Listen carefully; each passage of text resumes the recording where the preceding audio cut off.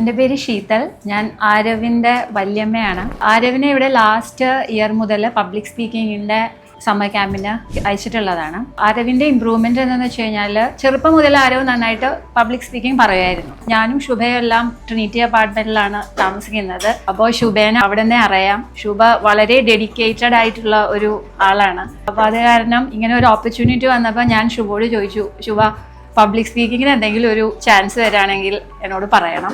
അത് കേട്ടതും ശുഭ പറഞ്ഞു ഞാൻ എന്തായാലും അതിനുള്ള ഒരു ചാൻസ് നോക്കാം. അങ്ങനെ ലാസ്റ്റ് ഇയറിലെ സമ്മർ ക്യാമ്പിന് പബ്ലിക് സ്പീക്കിംഗ് ശുഭ ഇവിടെ കോഗ്നിസന്റ് അക്കാഡമിയിൽ നടത്താമെന്ന് തീരുമാനിച്ചു. ഞാൻ ആരവിനെ വിട്ടു. ആരവിന് ഭയങ്കര ഇമ്പ്രൂവ്മെൻ്റ് ആയിരുന്നു. ഇൻഫാക്ട് ആ ഒരു ഓൺലൈൻ ടു ഓഫ്ലൈൻ മോഡിലേക്ക് ആരവ് വളരെയധികം നല്ല രീതിയിൽ പറയാൻ തുടങ്ങി. സ്കൂൾസിലെല്ലാം പെർഫോം ചെയ്യാൻ തുടങ്ങി. ലാസ്റ്റ് ഇയറിലൊരു കോമ്പറ്റീഷന് നല്ല രീതിയിൽ പെർഫോം ചെയ്തിട്ട് പ്രൈസ് വരെ കിട്ടി.